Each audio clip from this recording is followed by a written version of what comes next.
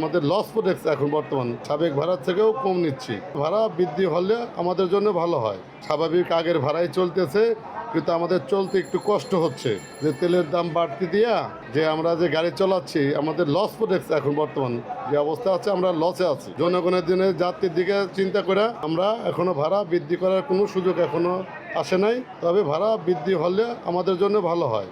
আমাদের একটা গাড়ি কুমারখালী কুষ্টিয়াতে ঘুরে আসতে 2500 টাকা তেল বাড়তি লাগতেছে। পার গাড়িতে 2500 টাকা তেল বাড়তি টাকা লাগে। সেইখানে আমরা সাবেক ভাড়ায় নিতে পারতেছি না যাত্রীর কাছ থেকে। সাবেক ভাড়ার থেকেও কম নিচ্ছি।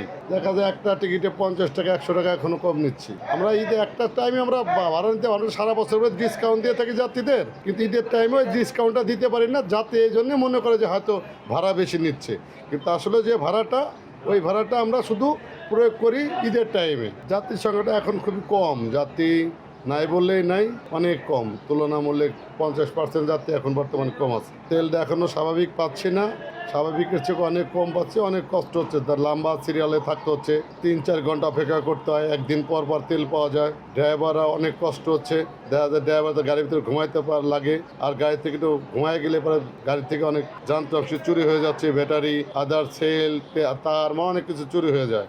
এই জন্য ড্রাইভারদের অনেক কষ্ট হচ্ছে। তেলটা অ্যাভেলেবেল করলে হয়তো ড্রাইভারদের একটু শান্তি পাচ্ছে।